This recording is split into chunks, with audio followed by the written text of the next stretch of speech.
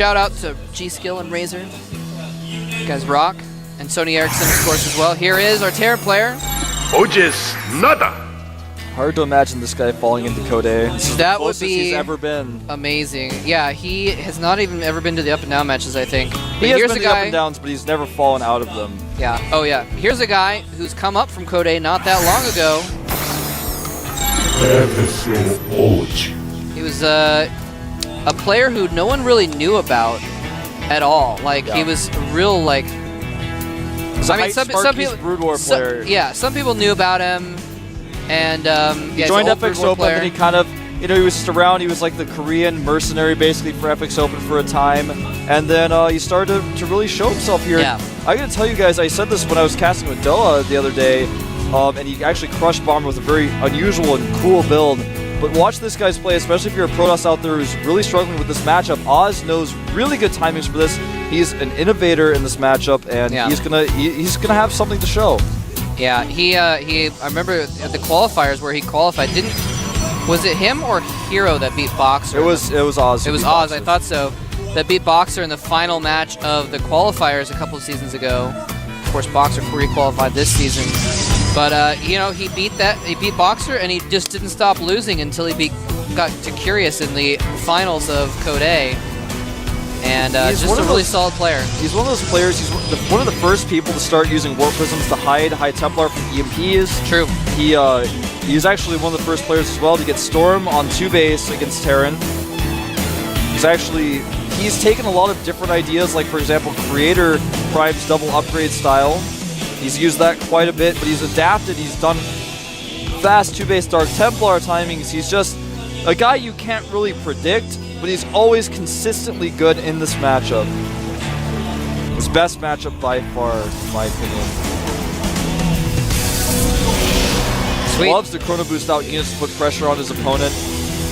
No matter what matchup he's playing, he's going to send that Zeld out with the Stalker to put some pressure on his opponent, who actually is going to make a Command Center down here. Yep. Despite mining gas, he only mined 50 gas, which means he's probably going to add a reactor after he gets that 3rd Marine out. Interesting. Oh, and the SCV is going to get in here and see. Most importantly, sees no 2nd gas. Yeah. Does see the 1st gas, though. Bunker has to go down here.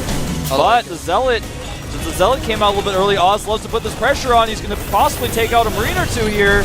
Nice micro by NaDa, though. Oh, NaDa needs to micro a little bit better, though. He's stutter stepping, but he wasn't splitting his Marines, which is what he needed to do. Yeah. And that Bunker is going to complete in time for the Stalker just may barely. Kill another Marine just barely. Actually, you're right. Oh man, if he can kill this SCV, no, it's going to finish. Barely. Oh, and he even runs the SCV into the bunker to keep it from dying. Nice control by NaDa. Very smart. But Oz, with killing a few of those Marines, actually has taken an 8 supply lead. He's got a Nexus up now. He's added his 2nd gas. He's going to put a little bit of pressure on here until the Stalkers lose their shields and repeat the process, because he knows since he killed those Marines there aren't very many. There's only 1 inside that bunker, and now he's forcing a repair. This is the kind of stuff Protoss players out there that you are not doing that you should be doing. And you know, it's not surprising, because this is the kind of thing that you see in Brood War Protoss versus Terran. Yeah. Like this is exactly what you see. So luckily there's no Dragoon range for Stalkers. That's right. Well, a Robo on the way for Oz as he adds 2 more gateways back at home. Not going with his traditional Twilight Council tech. NaDa's putting down 2 tech labs on his barracks. Yeah, he's going up to 3 barracks, but it's not the 3 barracks all, and he has a command center. He can't lift it down just yet because so much pressure has been put on it. Yeah, Oz, I mean, he didn't really accomplish a ton with those Stalkers. He did with a Zealot, but you know, he took major control, was able to secure himself an expansion, get that running, and keep NaDa in his base. Yeah, he's checked around the entire map with that Stalker. He now has both watchtowers with his Stalkers. He's sending a probe around to make a hidden pylon, probably to spot for drops, but also to possibly do timing attacks later. And he's just all over the place. Now, NaDa did not lose very much from this. He's consistently making SCVs out of those 2 commanders. He's in a good spot. He's got Stim on the way, combat shields on the way. Needs to take his natural pretty soon, though, because Oz is starting to get further and further ahead. You know that girl you were talking about earlier? Yeah. Who likes NaDa? During the other game, she was like looking at her phone and like texting people and stuff. No, her phone's put away now. She's watching the game. Oh yeah, man. I'm looking over there and seeing her now. She's biting her nails because she knows the Oz's commands or Nexus has been up for much longer. She knows it, man. Oz adding double forges at his natural to start getting those upgrades out, something that is going to be way ahead of NaDa. NaDa actually starting a factory, still not moving his commands now. He's actually misreading what Oz is doing at this point. He feels that Oz, he's scanning Ghost Observer. And that, you guys are going to show me, he scanned and killed the Observer. And now when he saw the Observer, he was like, oh, you teched. And one thing that pressure that Oz did that really, hold that thought. We're going to have a big engagement here with a lot of sentries. Stim is not done. It's almost finished, but not quite done. Nice micro on those Stalkers, pulling them back behind the lines. He can force field here again if he wants to. That was horrible for NaDa. He was no concussive shells, no stim, and no combat shields. He was 10 seconds away from combat shields and stim, and instead neither of those two upgrades were done. Otherwise, he would have had a decisive victory over Oz and probably would have been able to push back, but instead, Oz is going to sack that pylon, and they're going to be on even footing. Yeah, and you know what? What I was trying to say through all of that before that happened was something that Oz really did with that pressure was he kept NaDa in the dark. NaDa didn't know, can I move my command center down or not? I guess I'm just going to make 3 barracks and keep making SCVs.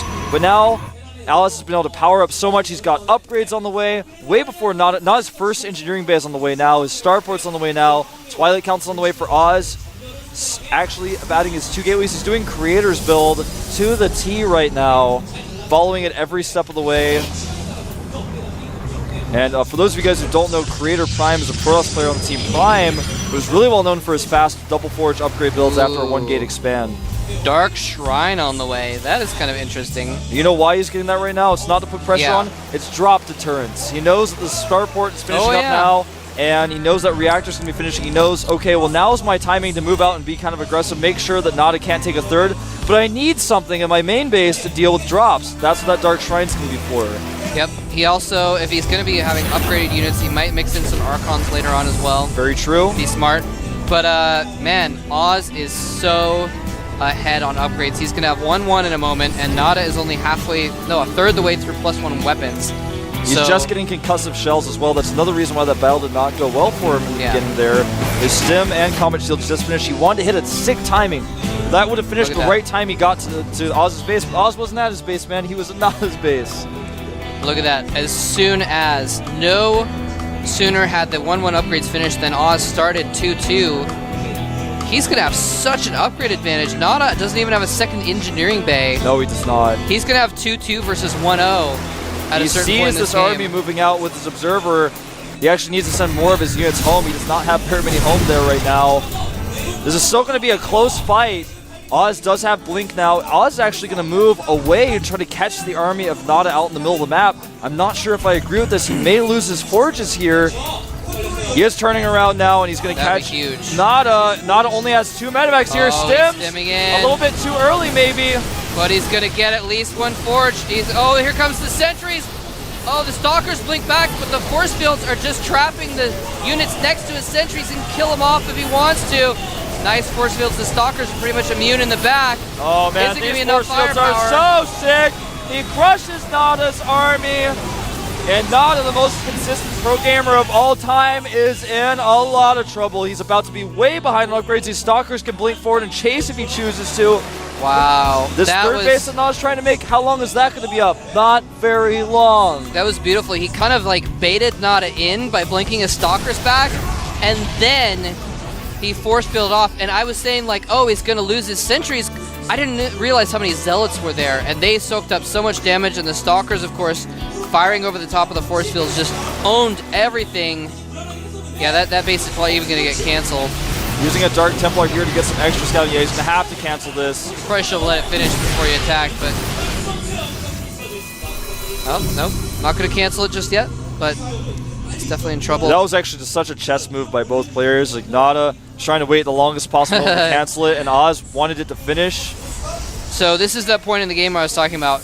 Oz has 2-2 upgrades, NaDa has 1-0 upgrades. Oz is so out-upgrading him, it's ridiculous. Well, he does not yet have charge. That's the one thing he doesn't have just True. yet, or that's the one thing preventing him from attacking. Another Dark Templar forces a scan, and when he's this behind in economy, he cannot afford to scan. He actually doesn't even have any scans left at this point. He's trying to, the DT walks into the other scan's range. He's trying to prevent this planetary from finishing, but I don't think he'll be able to stop it. And that's one thing NaDa really has going for him here. But Oz is actually just going to avoid engaging this altogether. And since that DT is so well upgraded, he can one-shot the Marines even with combat shields.